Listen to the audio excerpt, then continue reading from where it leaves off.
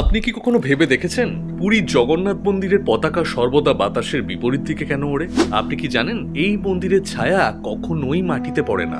এটা কি সত্যি যে ভগবান জগন্নাথ দেবের মূর্তি অসম্পূর্ণ, কিন্তু তবুও তাতে রয়েছে এক ঐশ্বরিক শক্তির প্রবাহ? এই সব প্রশ্ন শুধু রহস্য নয়, বরং এক অপার আধ্যাত্মিক বিস্ময়।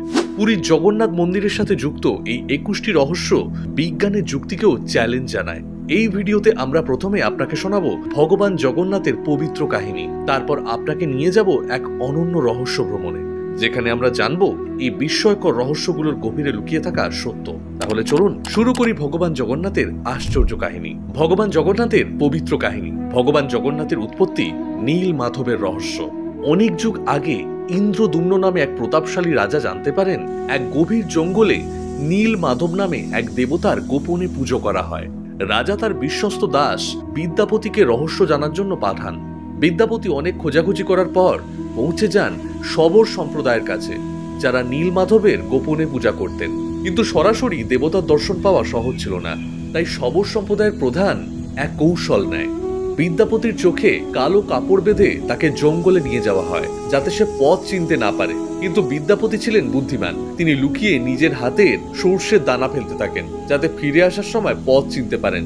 বিদ্যাপতি যখন রাজাকে খবর দিলেন, রাজা ইন্দ্রদুম্ন নিজেই নীলমাধব দর্শনের জন্য রওনা হলেন। কিন্তু যখন তিনি সেখানে পৌঁছালেন, ভগবান অদৃশ্য হয়ে গেছেন। রাজা শোকগ্রস্ত হয়ে ভগবান বিষ্ণুর কঠোর তপস্যা শুরু করলেন। তখন এক দিব্য আকাশবাণী হলো, রাজন, সমুদ্রের তীরে একটি ঐশ্বরিক কাঠ ভেসে আসবে। সেই কাঠ দিয়ে আমার মূর্তি তৈরি করা হবে এবং আমি তাতেই অবস্থান করব। রাজা যখন সমুদ্রের তীরে পৌঁছলেন, সত্যিই তিনি পবিত্র কাঠের খণ্ড দেখতে পেলেন এবং মন্দির নির্মাণের সিদ্ধান্ত নিলেন। ভগবান জগন্নাথের মূর্তির রহস্য। মূর্তি তৈরির দায়িত্ব নিলেন এক বৃদ্ধ ব্রাহ্মণ, যিনি আসলে ভগবান বিশ্বকর্মা। তিনি রাজাকে একটি শর্ত দিলেন, যতক্ষণ না মূর্তি সম্পূর্ণ হয় কেউ যেন দরজা না খোলে। রাজা প্রতিশ্রুতি দিলেন, কিন্তু 21 দিন পরে কোনো শব্দ না শোনায় রানী গুন্ডিচা আতঙ্কিত হয়ে পড়েন এবং রাজাকে দরজা খুলতে বলেন। দরজা খোলার পর রাজা হতবাক হয়ে গেলেন, কারণ ভগবান জগন্নাথ, বলভদ্র ও সুভদ্রার মূর্তি অসম্পূর্ণ ছিল। তাদের হাতের এবং পায়ের গড়ন সম্পূর্ণ হয়নি। রাজা চিন্তিত হয়ে পড়লেন। কিন্তু তখনই এক আকাশবাণী হলো, রাজন, এটাই আমার ঐশ্বরিক রূপ। যে সত্যিকারের ভক্তি করবে আমি তার রক্ষা করব। সেই থেকে ভগবান জগন্নাথ দেবের পুজো এই ঐশ্বরিক রূপেই চলে আসছে। এখন চলুন জানি পুরীর জগন্নাথ মন্দিরে সেই রহস্যগুলো যা বিজ্ঞান আজও ব্যাখ্যা করতে পারেনি। নাম্বার 1, মন্দিরের ছায়া মাটিতে পড়ে না। দিনের কোনো সময়ে মন্দিরের কোনো ছায়া মাটিতে দেখা যায় না। নাম্বার 2, পতাকা সর্বদা বাতাসের বিপরীতে ওড়ে। বিজ্ঞান অনুযায়ী বাতাসের সঙ্গে পতাকা ওড়া উচিত, কিন্তু এখানে সব সময় তার উল্টো হয়। নাম্বার 3, সুদর্শন চক্রের চমৎকারত্ব। মন্দিরের শিখরে থাকা সুদর্শন চক্রকে আপনি যে কোনো দিক থেকেই দেখুন না কেন, তা সর্বদা একইভাবে দেখা যাবে। নাম্বার 4, মন্দিরের উপরে কোনো পাখি ওড়ে না।